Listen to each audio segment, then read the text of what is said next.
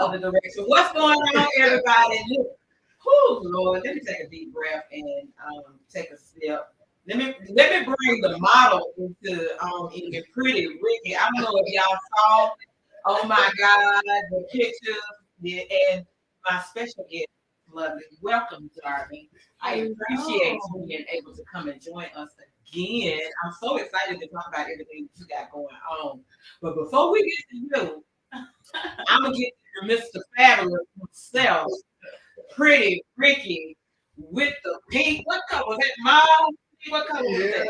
Yeah. That mug was fine. I said, oh, I see pretty Ricky. Yeah, I was stuffed in that damn suit. You ain't stuffed.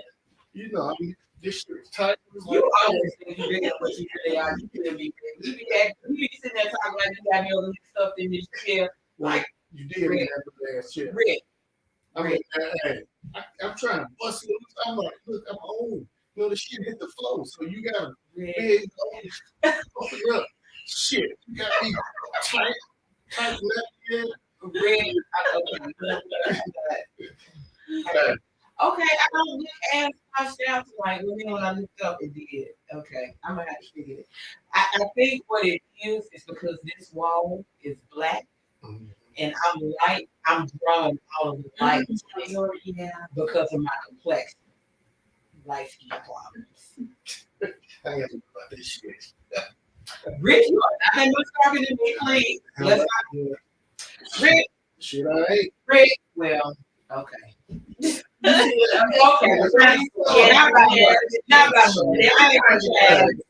ain't talking about you. My kids used to get on my nerves about that too. I always talk about my color. They used to either call me orange or beige, just whatever they could come up with. And I used to say I'm pick sack brown. I feel like that's my color. I'm pick sack brown. Yeah. Don't be looking at me like this. I'm saying like you like a lighter version of a paper bag. Whatever. That's okay. I'm still cute. That's all that matters. Yes. We had fun doing that color. Y'all look like y'all had fun. It man, the beards, you and Tim with the beards. I didn't know. I think I know him. That was my first time meeting. He was cool as hell. Y'all look good. It was a good shoot. Was that for John Michael? For his, okay. Yeah, I look real good. I said, oh, look at my cool hole. Really looking good in the pink suit. I said, what? It did he hungry. Pink, you know it was like a pink mom. Mm-hmm. It looked good though. It looked very good on you. You know what? I love a man that can hang a suit. You know, I love a man that can hang off color suit like yes, or black. You know, that says a lot about not just their confidence but their level. Yes, it's like that's a man's man. I wear it all. Comfortable in whatever color. Yeah. Absolutely, and it looks good. But that's the thing, because some people might try to pull out stuff and be like, but it looked good. It looked really good. I mean, so I do love. I'm with you on that. A different, unique style of color, and he, I think it's the confidence that brings out the suit. Yeah.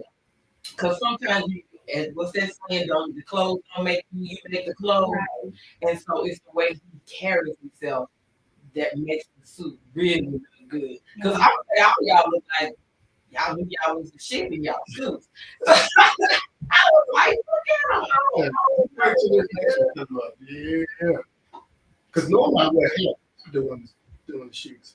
I did for some reason this time. Because I didn't have Tim used that on that too. Yeah.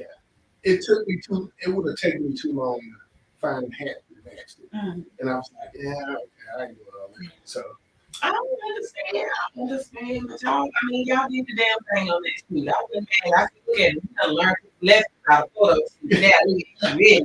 You be ready for the next one. Boy, hey, I'm ready. We got to do another one. We're gonna do another one before this will be our 3rd anniversary. Yeah. We're gonna do another shoot for 3, which is where these pictures came. Yeah, I'm looking at it. I'm like, okay.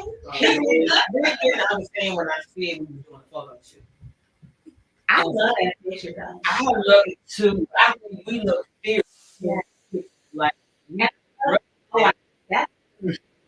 this hair You know, too much. My husband said Black women, styling their natural hair is like a newfound art. Because people these days they don't style their real hair no more. So to see someone rocking their natural hair, I agree. Like that's like what? We're like some of their styles be so cute. I'd be like, dang. Yeah. I'm be honest, I'm lazy with mine.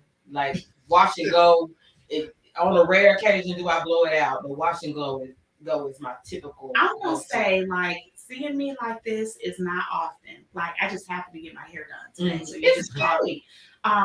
But you're right. It takes a lot of time and dedication to like maintain natural hair. Like 100%. 100%. I don't even know what y'all talking about. Well, we know it's funny because people assume when you go natural that it's easier to maintain, and that is not true at all. It takes a lot, and one of my issues because I sleep on the back of my head, I sleep on my back, and so if I forget to put my cap on, my steel cap on, or if I don't keep it moisturized, I break right there in the ground of my head. And so you really with natural hair, you have to know your hair.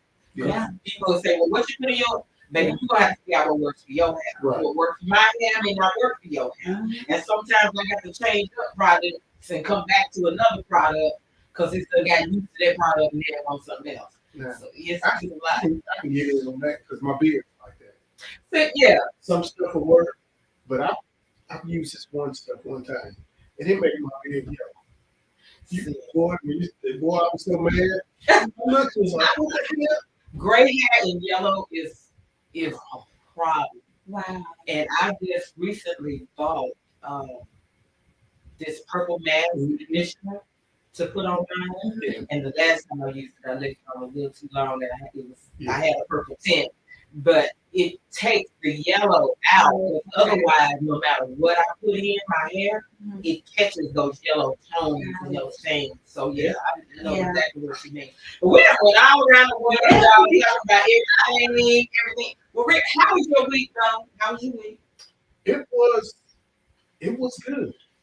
I finally had a good, decent week. Had a good week. Got to meet Dr. Cornell West. Which was that is amazing. Which actually, I was starstruck for the first time. I met a whole bunch of people, and just like, yeah, it's just some of them. With him, I was actually starstruck. Like, dang, it's like I was with Black Royalty. I mean, basically, and it was cool. It was cool because when we came on the plane, I talked to him before we got on, but when we came on the plane, he was just, he was like right there in the first seat. So I held up the line, sat there and talked to him. Every Black person that came on that held the line. I love the fact that he spoke. Because you know, sometimes people, you know, especially if you're well known, sometimes they don't always speak. And I get it because sometimes you want your privacy. You be like, dang, people always hounding me. I get it, but then sometimes they just think they better than everybody else. But for someone of his caliber to be open, to you know have a conversation, I love that. I don't know, maybe he is that person. You just call him on a good day. You know, I think sometimes he do be like, not today. Not today. I don't want to talk to nobody. And I can do that. Call him, you know, he cracked the head. I Look, cognac. You know we can see that. Because I will tell you, and I'm really conscientious about that. About when I see people like well-known folks, and it's so funny. And even though, because I know you know Sissy, y'all hang out. Even though I know Sissy is really cool, Sissy Brown. Yeah. I ran into her one time at Casa, and me and Paula were at Casa. And the funny thing was, she came in and she sat at the table with her husband, and me and my friend was sitting there. Paula, we were sitting there talking, and Paula said, "Is that Sissy Brown from 92?" And I was like, "No, that's not her." And she was like, "Yes, it is." And I was like, "No," because she had her hair different. And I was like, "No, I don't think that's her." And so she done went on Facebook and pulled up, and she was like, "Look, the tattoo." And I was like, so by that time, Sissy turned and looks at us, and we was like, "Hey," I said, "We didn't." I said, "I didn't want to bother you." I know how people are when folks know you, and they just all be like, "Hey, girl, I saw you." I don't like invading people's space like that. If we make eye contact and I'll, you know, hey, or if I got something to talk to you about, you know, but she about eating one of the things like she don't want people. But you know, I'm on West level, but I know how that people want to be all in your face. Yeah. You know, one thing that I'm trying to starting to get used to is there's more people who know me than I know people. Yeah. And a lot of times people see yourself how people see you. Absolutely. And I keep you guys last week I went to like 4 stores to get ready for a grand opening of one of our co-working spaces that we just opened. And literally every store I went to was 1 or 2 people that stopped me. It's like, "Hey, lovely," you know, talking to me. And I was so embarrassed because I didn't know these people. And one of the girls had to tell me, "I know you don't know me." I was like, "Oh, thank God."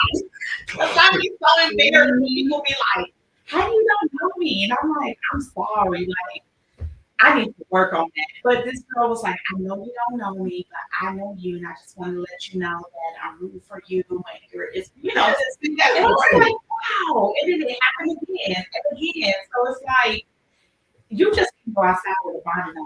No, yeah, I you know, I be looking a hot mess sometimes. I don't think I've ever went outside in a bonnet though, but I have gone outside with a hot mess. Yeah. You taking out what?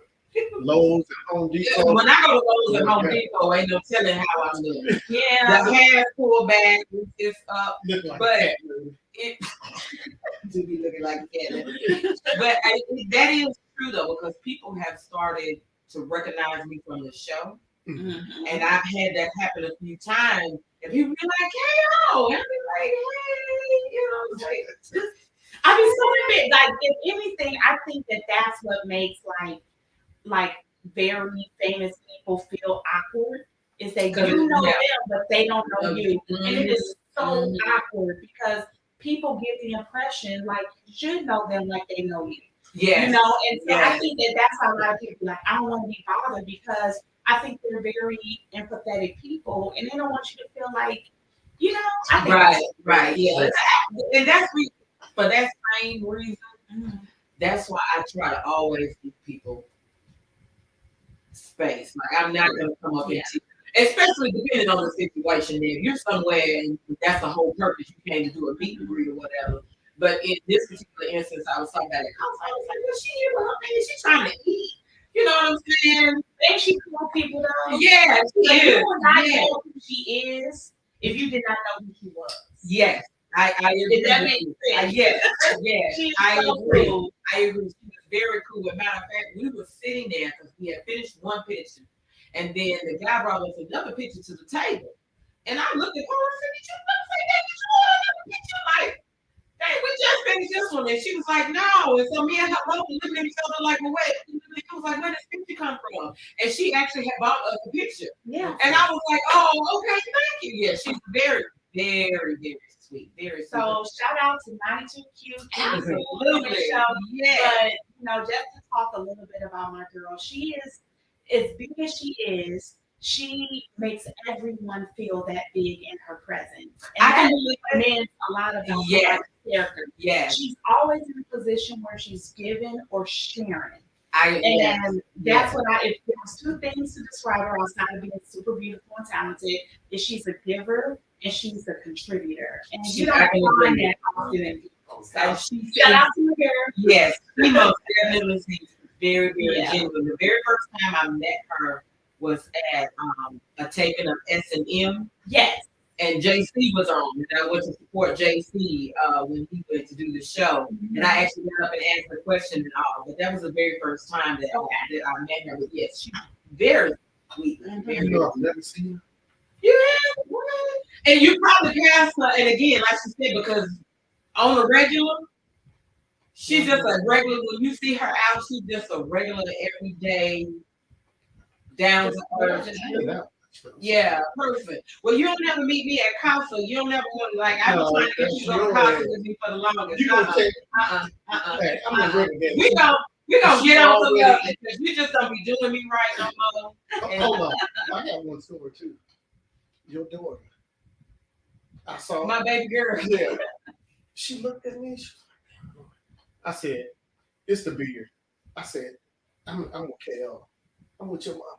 She said, I knew you from somewhere. I said, but you talked to her once before. She keep forgetting. No, that was the first time. That was okay. Yeah. She looked at me like, I know. She was about to get married. Oh my God, my last one is getting married, and I'll have all three. I mean, as a mother, I am so proud to say that all three of my girls are married or about to be married and happy in their relationship. That makes me feel so amazing. But yeah, the wedding is September 30th. And so one of not to throw shade on my love you. My wedding was my mama's wedding. I feel like I did more. I gave in so much to what she wanted that I feel like it really wasn't my wedding, it was her wedding. Yeah. And so it's important to me that my girls have whatever they want for their wedding. And when I say wedding, as long as it's within my power to do, it's done. And so she's still looking for her wedding dress. And so she found a dress online. None of the boutiques here in Nashville carry. So the only boutique that she found that carries it is in Indianapolis. And she was like, Mama, they have it in Indianapolis, but I don't know. I was like, well, if we need to make a trip to Indianapolis, then we go into Indianapolis so that you can try this dress on, and if it's the dress that you want, then that's the dress you're going to get. I like to go to Indianapolis anyway. My oldest daughter. Where you going? Sometimes. We're leaving next weekend. March, next weekend. Next weekend, we're going to Indianapolis. We're going to try on that dress. Well, praise for me. My wedding is not gonna be it's his wedding. It's his wedding. It's his wedding. So when is the wedding?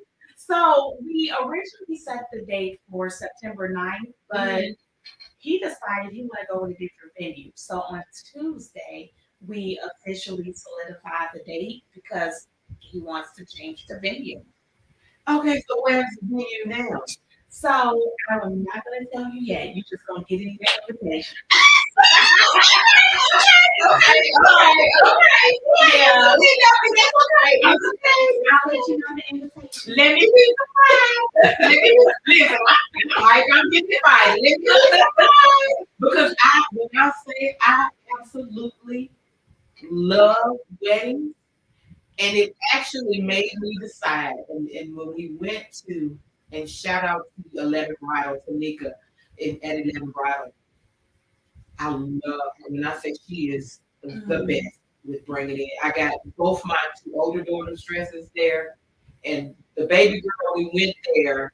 She brought in another dress, so Tanika has the maybe dress just in. So we're going to look at this one. If this one doesn't work, we're going to go with her. And so what I said to her the last time I was there, I love it. I love that gowns. I'm a seamstress. I actually used to sew and used to make wedding dresses and all.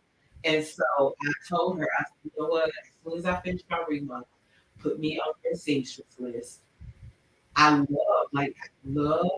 I to need get to add why was she, you know, 'cause when I say I've done so many gowns, like I had one girl bring me her dress that she had ordered online, and when it came, it wasn't what she thought it was gonna be. And I was like, well, tell me what it was that you were expecting. She was like, well, I wanted the back open, and I wanted this, and I wanted.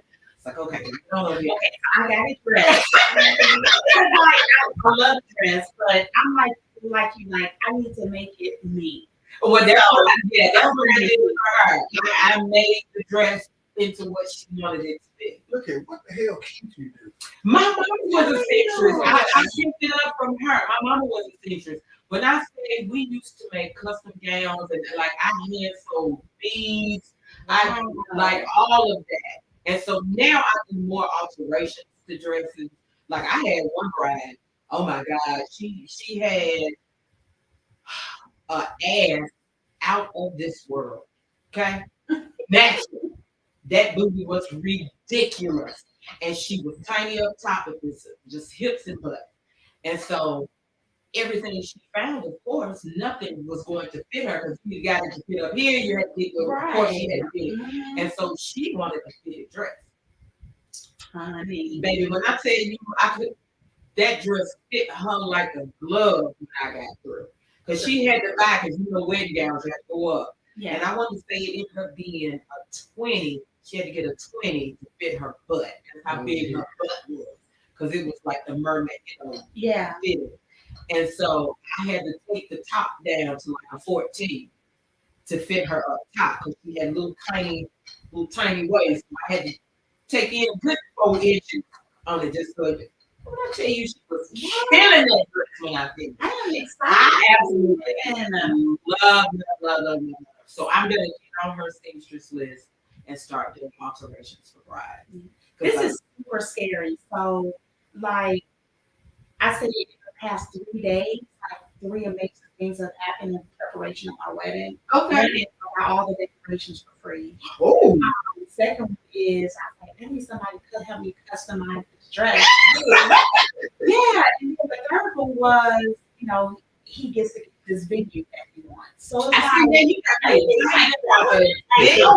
and I got a day of wedding coordinator for like almost nothing. Yeah, So it's like, yeah, I just want to help you just so I can just say I did your wedding. And I was like, okay, I ain't that special, but that's amazing. Though. Yeah, That's a blessing. it's like everything is falling in line. That's a blessing. Okay, Yeah. You changed the date. What's the official date? So it still will be in September. Okay. But it won't be on the 30th. Okay, that's why. Okay, so yeah, September 30th, I'm gonna be busy being mother of the bride, and I still got to find my dress to kill it when I come down the aisle. Because I got to kill it. You know how it goes. All right, we have talked about everything, but I really want to talk about you because the last time you were here, you hadn't. I don't think the book was out the last time. No, it wasn't. You had you got 2 books out now. I do. Plus a second, I think we talked about the celebrity co-op working space, but now you've got a second location. Working on the third. Damn, just open the second. You know what's crazy is so back in I want to say November, December. So my best friend Cameo Bubble, you know her. Yes, I love Cameo. I can't wait for her to come back on the show. Yeah, so every third quarter, like me, her, like a few other of our close friends that we all are business owners, we come together and we just map out the next year. Okay. Everything we want to do, gonna do, have to do. Right? So on I wanted to do this was to franchise out the co-working idea, right? Because the issue that I have is a lot of people want a celebrity membership, but Smyrna is kind of out the way. So I'm like, I don't have the capacity to run more than one location, but I want to, meet the man. And I was like, the only way I can do that is to either franchise it out or create some type of remote management system, for the process of providing these memberships. And I just wrote it in my want to do section, right, of my planning for the year. I am not joking. Maybe like a week later, someone came up to me and was like, how can I open up a celebrity co-working? So I was like, I don't know. Let's get together and like pushed it back a week or so. I can contact my attorney. That was in the picture. Uh, The ribbon cutting. so it's two gentlemen Okay. that are the affiliate owners. So thank God my first cousin is my attorney. And so I told him what was going on. He just wrote up the contract for me. It's like 30 pages. It ain't no joke. Like everything you can think of, he put in my affiliate franchise agreement. And I sent it to them, had them look it over with their attorney. About a week later, they cut the check, signed on the dotted line, and before you know it, they found the location, and now we got our second location. That's crazy. Yes, I saw the announcement. It's crazy because what I did in the first 6 months with the first location, we've done in the first week. Okay, now tell everybody the location. So so it's in South Nashville. It is at 1161 Murfreesboro Road. Okay, that's not very far from here. No, not far at all. So we're in Suite 140. That's on Now, what all do you guys offer at Yes, so it's three things that we offer. The first one that everybody knows for is, of course, our virtual office membership. And this is for any, emerging or startup business that just need to establish some credibility with a legit business address. Okay. And we do have some additional amenities that comes with that, like some day passes. So they need to meet with clients or just have a space to work on their business periodically throughout the week. They can do that at no additional cost. We also have, which is really popular now, is our meeting space rentals. So we have meeting spaces, we got classroom spaces, and so you're doing things like, I don't know, setting up a podcast. Or if you want to do, a class or a seminar, we have the space anywhere from 6 people to 20 people. Okay. So that's been a big one because you don't have to be a member in order to get that. To rent the space. Yeah, shout out to Danielle. She's one of our best clients, so to speak. So she utilized us for a lot of those things. I can see that though, especially because nowadays a lot of people have home-based businesses. Right. And so you want to have a meeting, especially if you got multiple people coming in. You don't always, and I will tell you, I thought about this with the show because you don't always get people out your address, right? And have them come to your house. Because when you get to the point of funding and you got a home address that you they're going to be reluctant because they're going to look at you like you're not really ready, So I agree. Yeah. So that's a great. So anybody looking, hey Tara, hey April was on last week. She did a book as well. Yeah. Yes, Dr. April Remy Jones. I love that name. Yeah, I love April Remy. She is such a sweetheart. She really, really is a sweetheart. And her movie premiere is coming out, Soldier from Birth. She actually wrote a book and then turned her book into a movie. Yes, she did herself. And so she's been promoted, and the premiere is coming up here really soon. And so I'm excited for her. I think she's going to do a premiere here in Nashville too. So I'm going to have to make sure that we attend and we find out and attend. That's something I love with this show is supporting other people and kind of like bringing folks on that are doing things that people are not aware that they have opportunities to participate in and do. And like, I mean, even though Southern Flair is amazing, love Southern Flair. That lounge is so peaceful and It's relaxed. It's a vibe. I think that's what I want. That's what it's like a lot of lounges use is a vibe as what describes them. But if you've been to Southern Flare, you will know that that suits, Yes.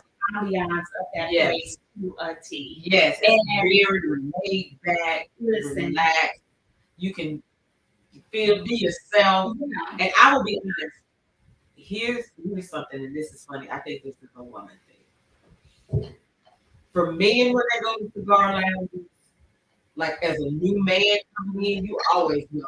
Fellas will be like, "Hey, come on in, what you smoking? Sit down, grab a drink." As a woman going into the cigar lounge, sometimes the other women, especially the regulars, look at you like, "Who is this? Who are you? And why are you coming up in here?" Right. But I didn't feel that when I walked into Southern Flare. And I honestly, I have gone places where they was like, who is this? Who are you?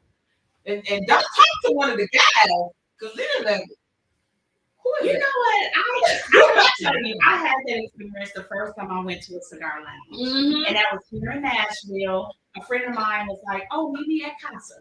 Right? Mm-hmm. And I was like, okay, didn't know nothing about a cigar. Yeah. And when I got there, I am not gonna lie, maybe it's because I was new blood, I don't know. But I had a lot of male attention. And I got that vibe. Like someone was like, "Who is this girl?" Like, Yes.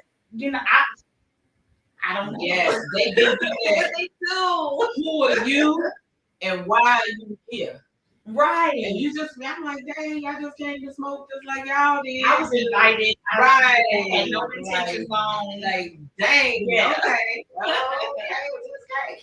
But I did not get that when I came to Southern Flare. No, so we cater to women.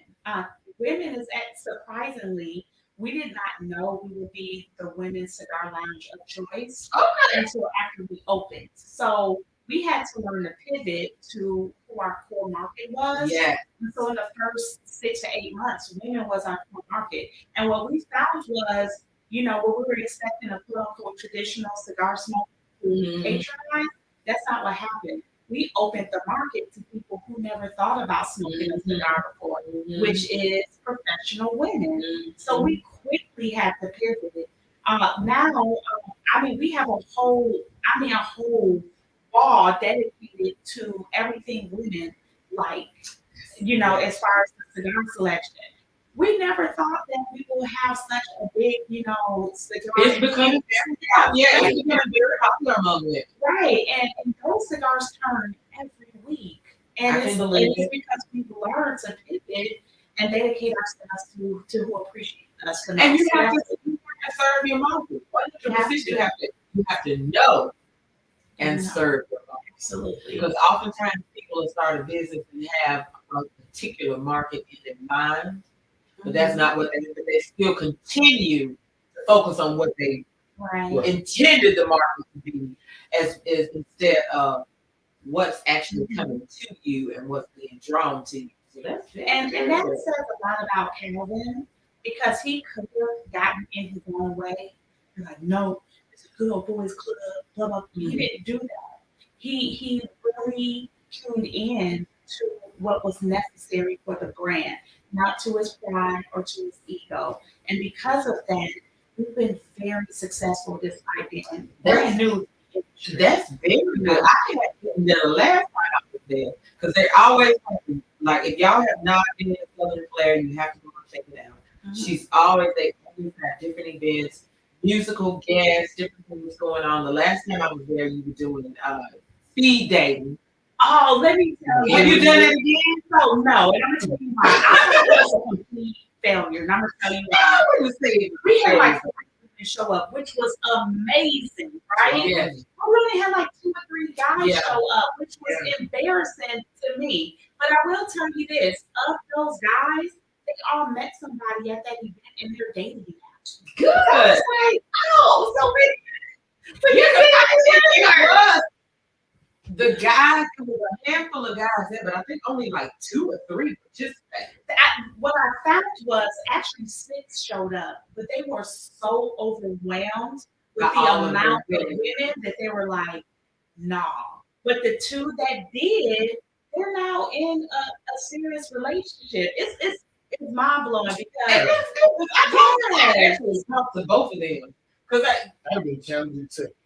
listen, when I tell you it was a whole bunch only a of guy in a pink suit was was- see what I mean about man's man? because the other ones were sitting there, didn't want to engage. But No. it was, and it was some beautiful ladies. in I there. mean, they showed Yeah, up. it was They gorgeous were not ladies in playing. I was almost embarrassed for myself because I did not. I should have put on some there. makeup. And then I tried to listen. They were No, beautiful. I stuck my foot in my mouth when I went up to Calvin and was like, "Are you participating? Are you gonna?" And yeah, are you participating in this? I am not offended. I'm gonna be fine. I know. Yeah, and so then there was another guy, the other guy that was doing it. He was like, "No," he was. Oh, and I was like, "Oh no!" I said, "You can't participate." I'm trying to remember if I met him because the first time I came, Will Davenport was there, and I came for the show. That's where I met Cameo. She's so freaking sweet. I hate you weren't here when she came. Cameo is such a sweet, but she is coming. She's coming to the housewarming because I did reach out to her. She popped on last week on the live, and I did reach out to her. I was like, I want to have you back, but she is definitely coming to the housewarming, but I'm gonna have to set another time for her. She is such an inspiration. She is like that's like if there was a word like a picture next to the word in the dictionary, it would be cameo. Like no doubt. She's very inspirational. Yes. Just to listen to her talk, and I went to one of her dang, what was it called? I went to an event. I can't think of the name of it now. It just left me, and it came into my head. But because you were there, I can't think of the name Was of it it. one that I spoke at or? You did speak, but you had a guest speaker. Oh, I know. Yes, It was the dinner. yes, it was a dinner. Yes, and it was so great. The guest speaker was amazing. Yes, from Chicago. Yes, she was absolutely amazing. Absolutely, I love Lisa Cameo. She is such a sweet spirit. She is. She wants me, me and her had a conversation. She wants me to do more than what I am content with doing. And she was like, she just kept on telling me every time me and her, but I see you doing more. I see more. And I'd be like, yeah, but I kind of, I ain't had to. She's such a sweet. Like, I see more. I see you doing more. Yeah. I see it too, but I ain't ventured in. No, I mean you're a deep person versus wise. Some people can do a lot of things okay, but you do a few things exceptionally well. Oh, so thank you. I can understand why. Some people, like I said, it's why, but you're deep. Yeah, because I'm the type that if I feel like I can't give it my all, if I can't get into it, then I'm not gonna do it. Because when I tell you, I have had this conversation so many times with people, and this is one of my favorite things: is all money ain't good money. Yeah. And people always come to me, oh, you could do such and such and such and such. You should do, and even with the show, with the podcast, and it's like, oh, you need to something. But that's not the intent that I started the podcast. I didn't start the podcast with the focus on me trying to get rich, make money. I started the podcast because I enjoy to talk, and I like bringing people on and sharing their stories and sharing different perspectives and different because the things that you're talking about, a lot of people would not have known that was even available or opportunities and those different things that they can do. So I like sharing. My focus is not about how much can I get from sponsors, can I make money? That's not my focus. I just enjoy doing it. I like to talk. And so a lot of people try to do this, oh no, you need to start doing this and you need to start doing that. And I'm like, you know what I learned is a lot of people think they do a lot of things, but I really don't. I really don't. My name is on a lot of things, but when it comes to carrying out a lot of these things, I don't do them. So I found that influence basically it's like you ever heard the saying love covers a multitude of sin. Influence covers a multitude of work. mm-hmm. So it's easier to influence somebody than it is to put work in. Mhm. So I've learned, actually on accident that I'm better at influencing people than I am actually working myself. And Okay. so that's how I've been able to just do all this crazy stuff I've done, like because people was willing to go to work for me because of the influence. And so that's what That I've makes been focused over the past year. How do I influence people to be the best person they can be to contribute to not just what I do, but beyond? Oh, And that's so good. that's been my practice because I know what Lovely can do, but what can I do to do? That is a very good point. Mhm. People don't think about it that way. That's a very good point. Yeah. Influence. I influence a lot. You do. I really do. I do influence You a lot. And for some reason, I'm that type. People want to tell me everything. The minute they start having the conversation, people just, it's something about me that they want them to tell everything that you got going on. Wow. And talk about it. I mean, no matter where I go, I'm going to meet someone or several someones that want to have a conversation that we're going to sit down and we're going to talk about. And I'm all about different perspectives. I'm always, let me give you a different perspective on that. I hear what you're saying, Mhm. but let me give you a different perspective in case, let's be open to this perspective. And they always, I never thought about it. I haven't looked at it, which is what I love about the show, because I like to get perspective that people Yeah. typically don't think about. I didn't look at it that way. I didn't think about it that way. But I always find, and I tell you, it irritates my kids. We go on vacation. She over there talking. I'm gonna find somebody. I mean, everywhere I go, I always end up in conversation. People assume that I'm the talkative one and like in my relationship, but it's really him. No, He's I don't the believe that. I don't Girl, believe he does not mean a stranger. And it doesn't matter who you are, like what your background is. Like, no offense to Frank Kid, but you can be a crackhead and he's gonna find something about you of substance. Like Tamara, we can't talk to him. That and plays piano. How did you know that? Because that. See, that would be me too. That and would, talking, and he doesn't care. Like he doesn't care about status, none of that. I just don't. Yeah, he's the one, not me. I'm the same way. I don't need a stranger. My kids are that way. But that's My kids don't need beautiful. a stranger. We're gonna talk to everybody. Shit, I know. No, I'm so sad. Maybe it's because I'm from the big city. I don't know. Like I'm from Chicago. You don't speak to people you don't know. Now I will say this. It does depend though on what mood I'm in. Okay. Because I and I have accepted this about myself, especially when I took a personality test that really confirmed it. Hmm. And I don't know if you've ever heard of True Colors. It's a personality test. I had to take it when I worked for when I worked at I ABC. took it. To True Yes. Colors, where they give you either blue, Yellow, yellow, orange, or yeah. green. Mhm. Right. Well, when I took the personality test, my green and my orange were tied. Wow. And so green is that matter of fact, blunt, all about their business that most people they think they're rude because most green people were very straightforward and blunt. Mhm. And I can be very straightforward and blunt. Mhm. And I'm all about business. Where the orange is the life of the party. Right. We're gonna have a good time. We're gonna kick it. And so it depends on whether I'm sitting in my green energy. Because when I'm at work, I'm green all day long at work. Mm.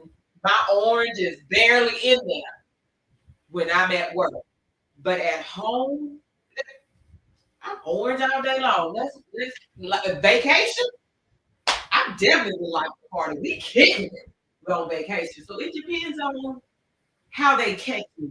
So I'm a green orange too, but I am more green than I am orange. Okay. So I have to learn how to turn it off so I can have fun. Well, the green, and that's something that really that personality test helped me to understand. being a green, we have to learn to relate to other colors. They're never going to learn to relate to us. Wow. That's an expectation I cannot have. I cannot expect other people to come up to my green level. It's different. I have to learn to relate to other people. Meet them where they are. Yes. That is something I had to learn about myself. And that's influence. Yes, because I would be so frustrated. And I'd be like, why did you think I was rude? I'm like, I talk to you the way you talk to me. Like, oh, how is it that I came out rude and you weren't rude? Like, I don't understand. I get moments where people will go to Calvin to tell him about me. And I'm thinking, we all grown. Why you couldn't come? Yes, we are different people, and we can't have that expectation. And I had to learn to be accepting of that and learn how to communicate on other people's level. Yeah. Because the blue, yellow, Jesus, the yellow was like in the box. They didn't know how to think outside of the box. Mm-hmm. They were the rule followers, and you had to tell them step by step by step by step how you want it done. And if they run across something that's not on that list of things, then they have no idea what they're supposed to do and what needs to be done. And so that frustrates me. Like, are you serious? Like, it's simple. You couldn't figure it out? Like, come on, man. Yeah, that's green. Like, come on, man. For real? That must be green as hell. Because that would drive me nuts. It drives me crazy. And I'd be like, you couldn't, for real, it don't make sense. But I had to learn. Everybody is not me. I learned that as an employer now, girl. That's why I've learned the mother hen analogy, right? As a mother hen, you protect your chicks. And so granted, I'm not saying that my employees are chicks, but what I'm saying is they are to be protected, as well as their intellectual capacity. Yeah. And when people decide they want to work for you, they're entrusting you with their vulnerability in that area. Yeah. And when you make them feel inferior, then it severs that relationship from that moment on, and you might as well wait for them to tell you they're not working. Agreed. And so what I had to learn was it's not just meeting them where they are, but protecting the integrity of their intellectual capacity. I agree. And when they can trust you with that, you got them for forever. Yes, I can agree with that. I had to learn that because my husband got that to a T. He's been doing that for 25 years. I had a manager like that. I told her, I said, I wish she was the type that you could go into her office and she rip you a new one. You done got in trouble and she done did whatever. You come out white as rain and happy and smiling and like, well, damn, I just got in trouble, but I still feel it. I'm like, I used to tell her that all the time. I don't know how to do that. And every time I would think that I was doing it, and then I would they'd be like, Lord, Karen, what is it? So for me, that's because you hear me say it all the time. Management is not for me. I had to learn that management was not for me. And I had to remove myself from that level and stay on the peon level. Let me clock in and let me clock out. Because one thing I can do is do my job. Do my thing, but managing people is not my forte. I cannot tell you how many times I fired myself, but my husband was like, no, you have no choice because we got to see this through. And I can't do this without you. So either you're going to rise to the occasion or we just going to go ahead and just, I had to learn. So management is a skill. It's not a gift. You got to learn that. And I think my secret weapon was realizing what motivational interviewing was. Having the ability to ask open-ended questions that gets that person you're speaking to to own the result of the conversation. Okay. So in that situation, it's not about you. It's about them realizing their greatness in your presence. I And, agree. and for some reason, they owe you something because they've never experienced that before. And when I learned that, I was like, oh, I own this stuff. And I was pretty good at this management thing. And I agree with that. You have to. I wasn't there. I wasn't there. I had my employees either loved me or they hated the ground I worked on. Mm-hmm. And so those employees who got to see the orange side of me, like they came in and saw the orange side and the fun, we gonna kick and have a good time. They loved it. The other employees, they couldn't stand the ground I walked on. And so that's why I was like, you know what? This back and forth, because I'm gonna tell you, I'm gonna tell y'all a conversation I literally had to have with a girl one time. This was I was working at an assisted living facility. This was back when I was still nursing. And the girl came in and she gave me a doctor's note. And she said to me, she said, this is for, because she had called out the day before and she came to work.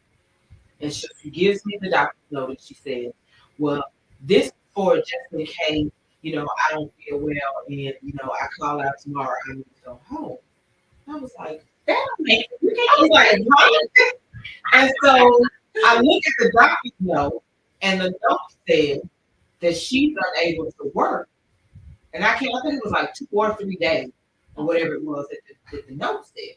And so when I looked at the note and I said, well, baby, this here says you're supposed to be, I think it's in 2 days. This says you're supposed to be off work for 2 days.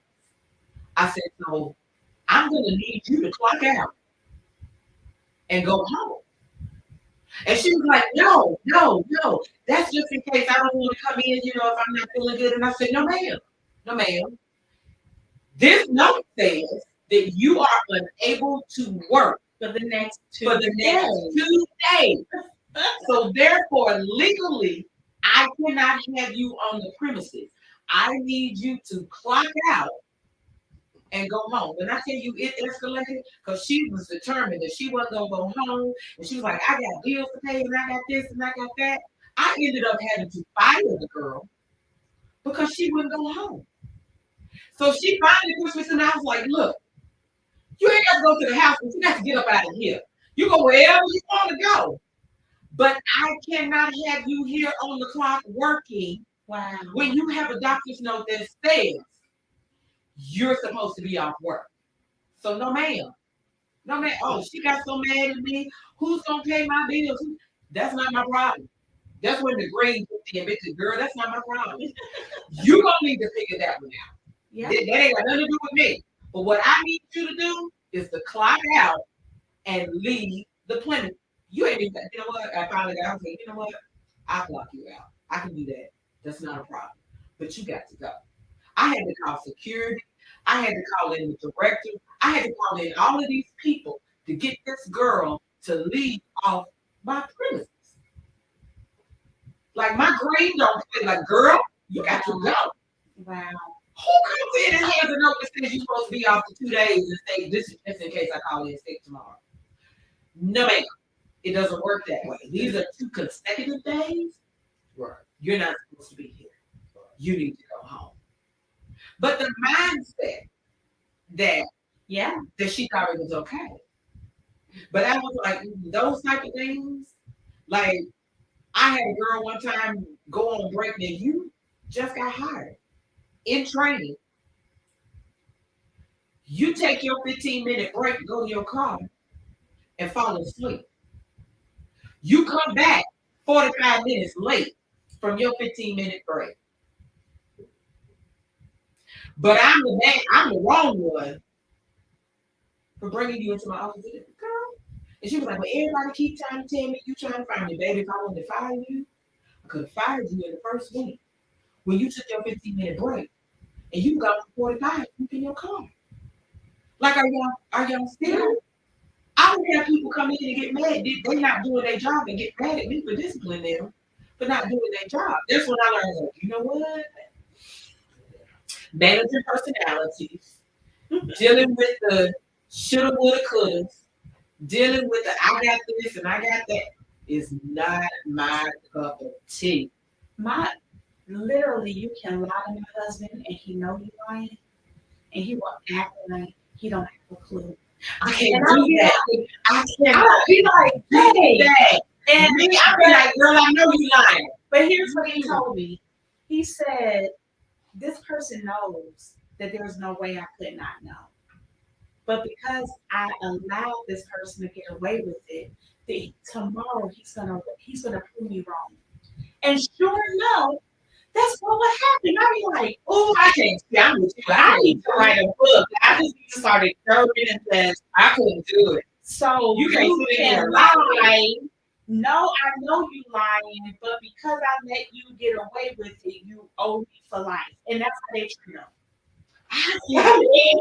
If you write a book, I promise you, his book will become your bestseller because the dude is cold when it comes to.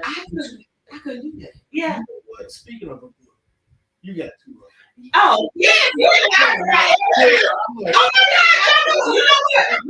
We are on the hour. We coming up on an hour. We have not even talked about. We have been up here. But you know what? I love those type of conversations when you're really. But we do need to talk about your books. okay. I've been seeing this every day. I said, oh, I got 2 books now. Well, you know this one yours, boo. So let me. Okay, so I'll tell you the story on this. I did not anticipate writing this book. So Cameo had an event, and she was like, "I need you to be, one of my speakers at the event." And I said, "Okay, well, what you want me to speak on?" She's like, "Something, for 5 or 10, 15 minutes." And I was like, "Okay." Oh, everybody needs to know how to overcome failure. I don't care how amazing you are or how amazing, you may not be. We all deal with it. And so I was like, okay, this is going to meet everybody in the room. So I think it's like over 100 women at that event. And so my goal was if I got you for 10, 15 minutes, I want to captivate you for those 10 to 15 minutes. And so I came up with failure as an acronym. So each letter of the word failure means a different way that failure can manifest in our life. And the whole idea is for us to be able to recognize it, see it for what it is, make an educated decision. Absolutely. Absolutely. I don't know how it caught fire the way it did, but I literally went from 12 books, pre-sold to within an hour and a half selling almost 1,000 books on Amazon. It went number one for 8 days. And I'm not talking number one in the category, because they're in, but it was the number one overall new release. That is great. Honey, what's your point? Hold on. Let me tell you that. The next time you say leave the rest of that about it don't matter what category. Say it was number one for 8 days. Be proud of that, baby. Number one. I got a check in 2 days. Yes, that was amazing. It just was amazing to me because one, I didn't know that I had that level of influence, so it taught me something about myself. And two, it also taught me you ain't gotta be perfect because I had like 6 misspellings. I'm for real. Like, I did. And so I fixed it by the way, it's good. But I took that comma check and I re-edited it. But no, it just taught me that all you have to do is just follow your dream and believe in yourself enough to just make it happen. And whether somebody bought it or not, I was just glad that I finished the work, But it has opened up a lot of other doors. So now, I just got certified as, a hypnotherapist. And okay, so tell me about this weight loss hypnotherapy. Is that the only thing, or you just? So, as a hypnotherapist, I can do, therapy on anything from weight loss to trauma. I help you with, of course, smoking cessation is a big one.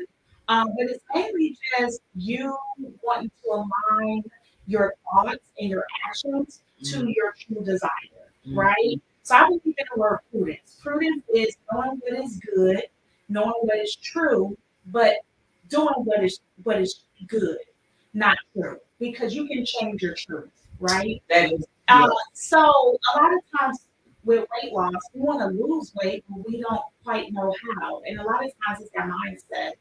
And so I just use suggestive therapy, to help you reprogram your subconscious so that in your conscious, you're doing things that suit you in the right direction. absolutely. Yeah. And weight loss is something that everybody struggles with. Yes. Everybody. I don't know too many people, whether you're trying to gain or you're trying to lose. Mhm. There's so many people that struggle with their weight. And fixing that issue with weight answers pretty much like 90% of all issues. And, Related and, to and I can agree with that, especially now. I can't really speak from a male perspective, but from a female perspective, that is 100% true. Our weight or how we perceive ourselves is different. well, It makes a huge It does. difference in how we feel, how we present ourselves, all of that. it's literally the most important, investment we can make into ourselves is preserving our health. Absolutely. I mean, 'cause you can have all the money in the world, but if your health is not intact, it's worthless. That is It's true. worthless. And that is something that I used to do because I had another side business, Fit and Fab with Kale, and I Oh, used to do weight loss. okay. And that is something I used to talk about a lot, is finding what works for you. Right. And you have to be happy with you. And I find oftentimes women are not comfortable with themselves, and so therefore look to the man or to others To to validate. validate and Yeah. make them feel comfortable within themselves. But if you can't love you, how can you expect someone else to love And that goes into that trauma aspect of, what I do as a therapist.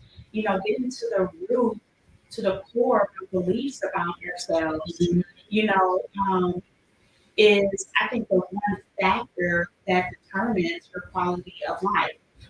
One thing I talk about, with my patients is, do you focus more on carrying out what you like or carrying out what you love? And I'll give a good example. Persons.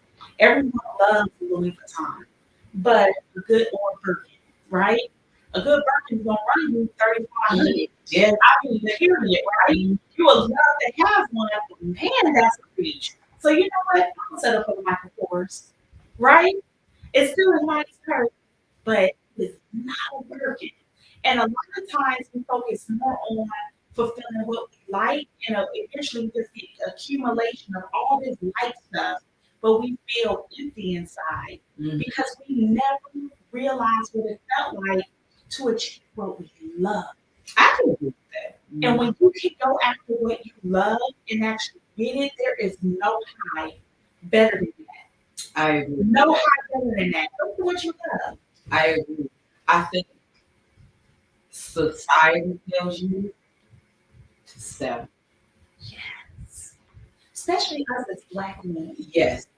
So many people. Especially, ooh, I know Rick. I ain't gonna get on my. I ain't gonna get on. I'm not gonna get up on who we just said so down. I'm not gonna get up on my so down. But I want to Feel the power.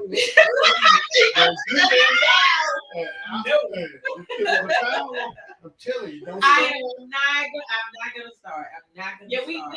we gonna do that. That's gonna be That's a whole other show. Yeah. But I do agree that as Black women, we are taught to settle. We are taught that you are not expected to have what you love. Right.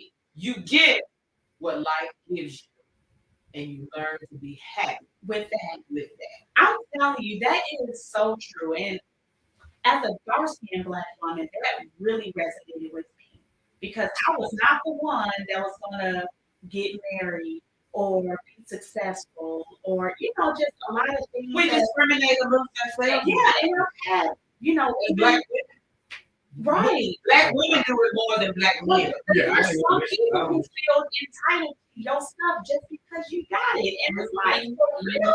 Yes. But it is so true. Yes. It comes to the man dating, the car you driving, where you live, what you do, who like you. Yes. It's like, how do you like her and you don't like me and I'm this? It's like, for real? Yes. Black women are worse with they are. That's the reason why now think about it. As long as you know me, I could probably count. You could probably count the amount of people that you've heard me call say girlfriend or whatever on one hand.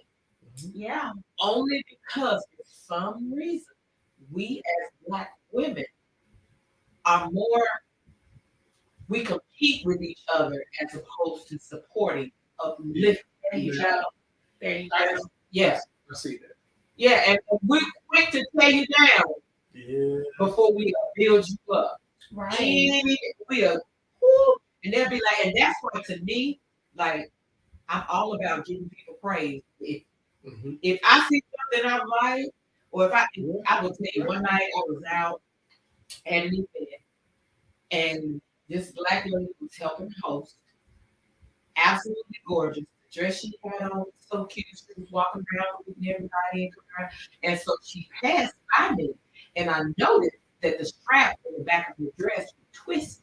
And so when she came back by me a second time, I said, "Baby, come here." And she was like, "What?" I said, "If you don't mind, I said, let me fix your dress. The back of it. It's a cute dress. The back of it is twisted." She said, "I've been in here all night. All night, and not a single person." She said, "Friends, nobody." And nobody said nothing to me that my strap would twist it on the back of my dress. I said, "Well, baby, you're doing it, and I want to make sure that you continue. You look the best. Let me fix this for you." I was in high school, and I was the only dark-skinned one in my little group, right? A lot of my friends were mixed or light skinned. And we were at Dairy Queen, like that was a place after school. So we're eating ice cream, and some of it dripped on my shirt. And my friends knew it and didn't say a word to me about it, right? So this one particular guy that everybody liked walks up to me and was like, "Dang, I wish I was that shirt." And I didn't think nothing of it. And I was like, "Why?" And I looked to the side. He said, "Because I licked the ice cream right off the face." And the thing that everybody thought was going to embarrass me was the thing that, Yeah, they're going to be right. I see we had pagers. So we switched pager numbers, and they were really mad at me. And I'm like, "How you mad at me? You tell me ice cream." Let me tell you, here's why they were mad. Because one, if they were all light skinned and you were dark skinned, how dare you pull where everybody else thinks that it's fine and you being dark skinned? And it's sad that we have that mentality as a people, that we discriminate amongst our own. And even back, and I can be honest, even back into my childhood, we made a difference depending on your complexion. Yeah, it mattered. It mattered. It mattered. Now, back in my day, I will tell you, being mixed was not a good thing. Because if you were mixed, woo, that would bring you out being mixed. Wow. If you were light skinned, then you got you mixed with something, you such and such and such and such. And then all of a sudden, I want to say the change when light skin became in was probably in like my 20s, some early, yeah. I want to say mid-80s. Yeah, it was like mid-80s, and then it flipped, and then light skin was in, and then now the dark skin people was like, oh, chocolate is out there, and they out there, and they're, you black. Ooh. I hate that we do that. And now I have to be honest now, me, because all three of my girls, they're all different shades. And all three of them, I have one dark skin, one middle complexion, and one light skin. They're all three different shades. Now, growing up, I have to admit that we did to joke, and we still joke and laugh about the complexion. But one of the things that I made sure that all three of my girls understood: you are beautiful. Yeah. No matter what color you are.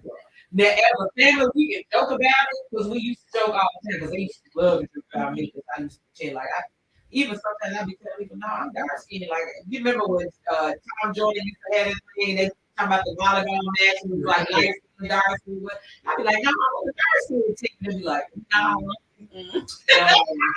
no, you're not. And I still like to say sometimes that I identify as dark skin. I see it all the time. And they be like, but now I used to get offended about it, but now, where I'm at now, it's like, get it where you live. I get it.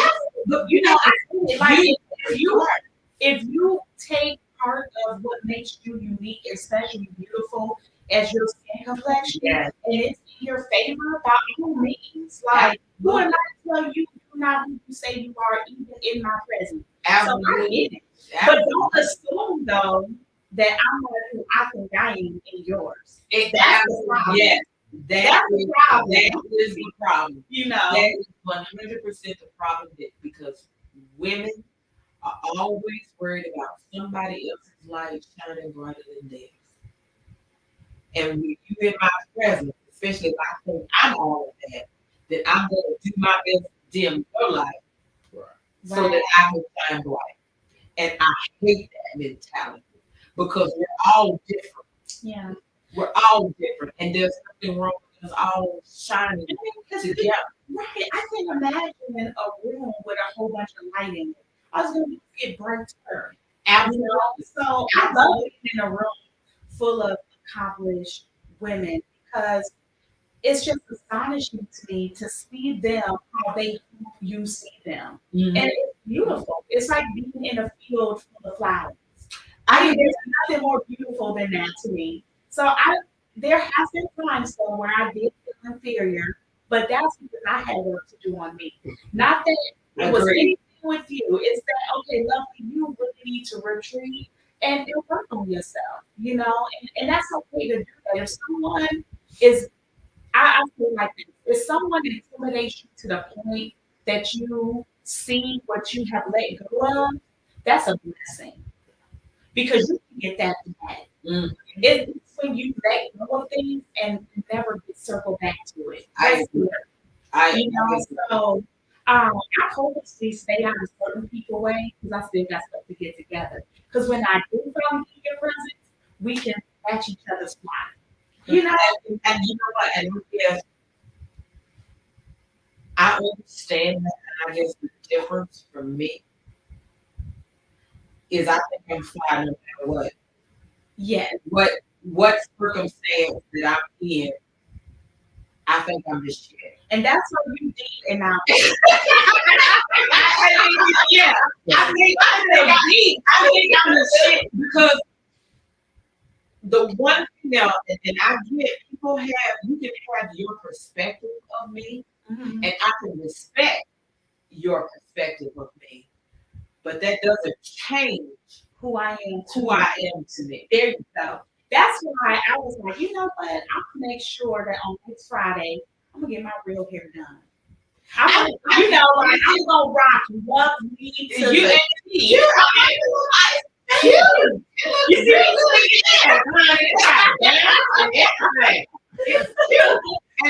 And I honestly, now even though, and Rick was saying, even though I'm very confident in who I am, I don't always see me the way other people see me. And that's where hypnosis come in. And it confuses me sometimes. Yeah. Why people be like, girl, that's your problem. They ain't got nothing to do with me. Or that's your problem. They ain't got nothing to do with me. Because it confuses me how people can see me in different light.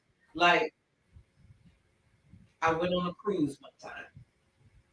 And this is wow, man. And it was a friend of mine that came on the cruise and he brought a chick.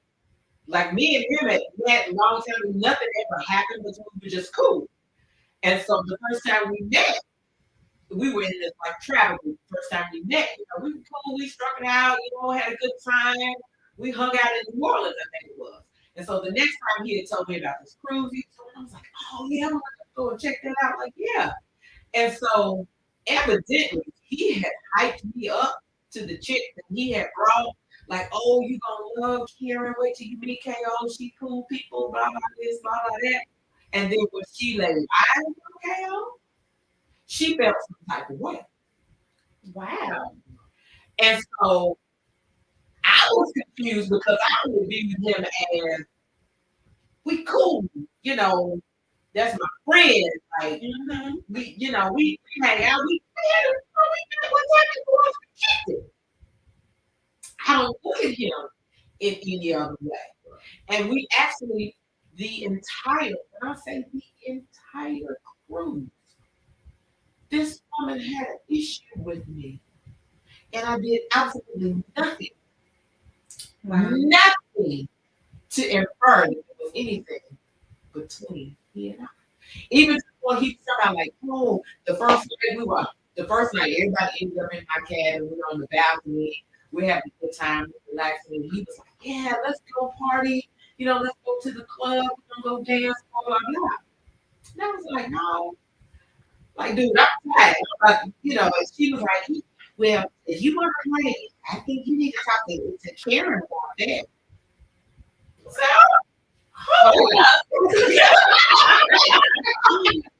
he came with you.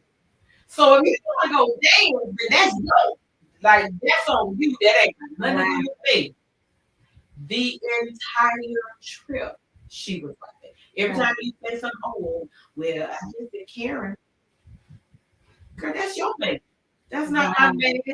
Well, speaking of insecurity, my next book I'm currently writing is Overcoming Insecurity. Somebody needs to Yes. write. I was like, I mean, that, and I guess because for me, I don't see other women as competition. To me, you're not my competition. You're lovely.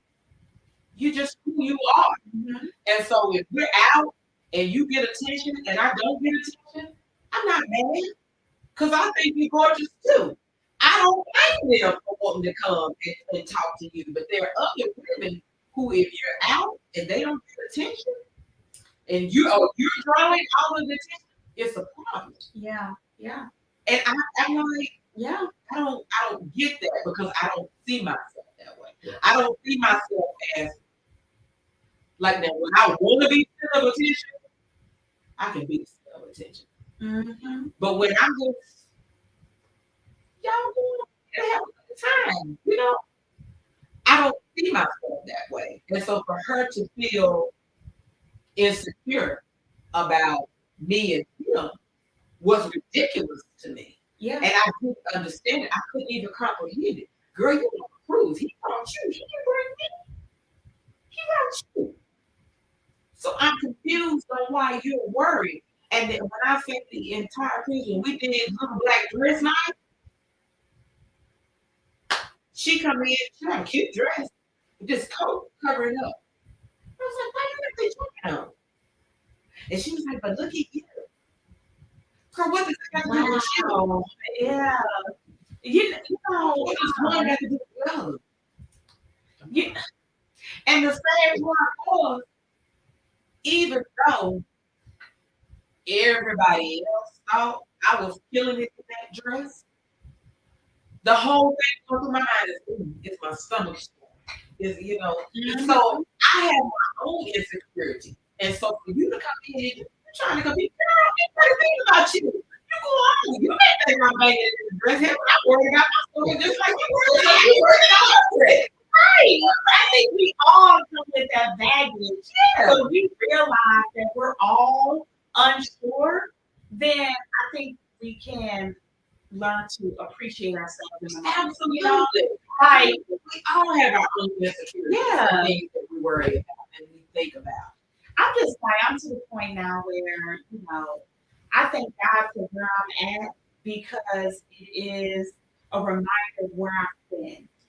You know what I'm saying? So if I need to shed some pounds, shed them. You know, but I don't think that should make or break who I am It does. in the moment. It does. It doesn't. Not at all. Because I talk about all the time I need to get these 20 pounds out of get back off. Because I actually, and going back to the fit family you have, I actually used to be 236 pounds. Wow. And I lost weight strictly through diet and exercise. And so I was showing other women how diet and exercise had a plan that I actually developed. And that was one of the things they were like, oh, you don't understand. Because oh, baby, I was where you like I was 236 pounds. I can show you the before and after. I'm not here talking to you about anything that I haven't already gone through and done. Now, am I happy at the weight that I'm at? Hell no, because I need to drop 20 pounds. I got a closet full of clothes I can't get in. But does that make me look at Karen and make me feel that I'm less than who I am? No. It just makes the Karen feel like you lose 20 pounds, but I'm still Karen. Yeah. You know, I can ask my husband one time, I was like, hey, now that I'm small, you know, am I prettier now or whatever? When I was fat, and he got when I said I was fat in his presence. He said, no, you weren't fat, you was fun. I was like, okay. You know, Here's but you know what? And we gonna get off. We had an hour and 4 minutes. We took the top. Here's no, what we've been talking. right. I'm just like, As soon as she brought up Williams, a whole other topic. So here's and I'm gonna say this. Here's what I think happens, and Rick, this is something actually we can't comment on. I feel like that women have this preconceived notion in their head of what men want or think it's pretty. Yes, yes, and it's not really true, right? And so we go, and so we go all out trying to make ourselves look like what we think they want, when that's not really what they're interested in at all. not at all. And they mix that, and then even when a man says, "No, that ain't what I'm," and I'll use the big movies as an example. For some reason, women think it's all about booty. And it, trust me, It's all about the booty, and that's all they ever want to do. They want to get these BBLs, and they want to get these ridiculous butts, and all of these different things, with the thought process of that's what men want. They want a woman with a big booty. They want a woman with this outward. They want this. They want that. And no. And then you see all the videos and they be like, y'all need to stop. Yeah. Like this is ridiculous. This looks nasty. It does. I mean, so it may be look at, but only for a brief moment. Because after I see it, I'm not into it. It may be into that, but it's not what they want that woman at. I agree. It's not right. You know, I think looks and appeal. It's like you said. It's something like it gets you the number. Mm-hmm. But what is your substance beyond that, right? Because you already got the number, so that's all your beauty is going to get you. We just said why are pretty well we didn't have the show. But why are pretty girls single? We it just got you the number. That's all it does. But beyond that, you got to come with some substance. You know, because men want something that can multiply. They give you a house, you make it a home, right? Yes. They give you, you know, a seed, you turn into children. I'm just like, if they see themselves multiplying, then it stops at the buck. You know? And I think that's what a lot of women miss, is that they're looking for something more than that. Right. You may look good. You pretty. You good art. But what else? What else do you have to offer? And then they get upset when they get done. And then he ends up with a plain Jane, is what they'll call it. Yeah. And then it's like, oh, and you gonna settle for her over me? Look at my face. Okay, but she had more to offer. Yeah. She had more substance and had more to offer because all you were trying to offer was a pretty face and demands because you had a pretty face. Now realizing with all the makeup artists here, everybody got a pretty face. Okay, and everybody can get beat. You got that's easy. I need to book my appointments with my makeup artist for all of wedding events, so I can make sure my face is I'm on point. I love her. I love Cassandra. I love Ziggy. I will do a Ziggy beat because she keeps me like I'm not a makeup wearer. So matter of fact, I'm never on anything. I used to do it, but I'm not a makeup wearer, and so for somebody to put on a full makeup on me, I'm like, yeah. So she does an amazing job with making me up, but keeping my natural look. There you go. And that's what I love about her. So when I look in the mirror, I still see me, because oftentimes people can put on makeup, you be like, you don't even look like the same person. My favorite is Jahara. I don't know if you know her, but she's an esthetician. So shout out to my girl Jahara. She did a natural beat on me, and I was like, she brought out pictures I didn't even know. Look, look like I had on me. I was like, you love natural. And you really, yes. You can see my face, I still look out. Okay, y'all just kick me out. Oh, I'm sorry. Yeah, this time ago, yeah, an hour and a half. Wait a minute, okay, we did mention about the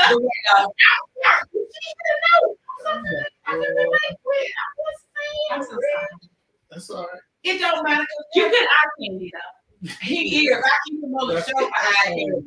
I tell you that all the time. He my female eye candy for all the female audience. Because listen, me and Rick had to learn. I had to tell Rick, I said, we got to learn how to not be surprised. So when people be like, oh, well, y'all are coming, we be like, no! And I was like, Rick, we have got to work on that. I'm like, you talk to me like I'm 20 years younger than her. I do, and he ain't but a year younger. And I always call him my little brother. And people be like, little brother. And he be like, yeah, I ain't but a year younger than her. But it's only because of my personality. I'm a Taurus. We're earth sign. I'm a mother. I'm a mother. If you make it into my circle, I become protective of you. And he'll tell you, you don't mess with Pretty Ricky? No. And I tell women all the time, I will pop block in a minute. I got to talk to the audience. I accidentally sat in Pretty Ricky's chair. Before my butt hit something, she's like, I am protective of Rick because he is in my circle. And so therefore I am not going to let any unnecessary harm come out of him. That if I can stop it, then it's stopped. It's just but that's what family is. Yes, you know, that's my little friend. We did an event. We went to Big Love. We went to Big Love Smokes, and we did an event there. And it was this girl, and she was like, oh, yeah. I was like, baby, you got to go through me to get to him. And she was like, is that right? He was like, And I said, so if I say no, it's not happening. Yeah. It's not happening. You got to go. I will cop block, yes. I do. It's not happening. I don't play because you're not bringing unnecessary drama over this way. Yeah. And we're not going to deal with that. I will not, yes, when it comes. But he is actually for the show. We keep Pretty Ricky. That's why he's Pretty Ricky. That started. No, that is not how it started. But here we are. It's held on. Shit. It has. We're getting ready to be. November will be 3 years. That is crazy. And I'm looking at the wall because I think I was one of the first people. Yes. Over here. Yes. I'm looking at it like, oh my God. And the funny thing, because when I started started doing the wall, and then that's when I started the big remodel, and so I shut down for a while. So I didn't get to feel the wall up because I was expecting to have it. I don't know why I thought I was gonna have it full in 2022 because it was like November, October, somewhere around there that I started doing it. But yeah, I love as each signature is added to the wall. I absolutely love my signature wall. I can't wait for it to fill up. So have you had like more than just me on twice or three times? I no, actually No. Wow. No, I haven't had a lot of repeat yet. No, I haven't. I haven't. It's just I haven't really we haven't, because I sit down for the remodel. Because when I say that I do literally, like, they gut Yeah, the living room. Yes. Everything was, you are everything so was gone. talented. Oh my Lord. That I kitchen is everything. love my kitchen. I cannot wait for the housewarming show and to have everybody come into the house because I'm calling it my old but now new Yes. housewarming. And so in my mind, I have this vision of a camera in the living room, a camera out on the patio. So I have my patio back to them. That's what you have not experienced because yeah, we were in the studio.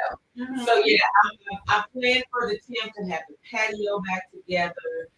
All of these different things. I really I designed this house for entertainment because I love entertainment. I saw the pictures of the patio and I was so jealous. Because remember I told you I'm Because coming. patio, Yeah. And I told you I was coming, but we had an employee call out. You know, I gotta do my job. But I was so disappointed when I saw the pictures. I was like, man. yeah, that recording on the patio, I do love. I absolutely do love being out there on that patio.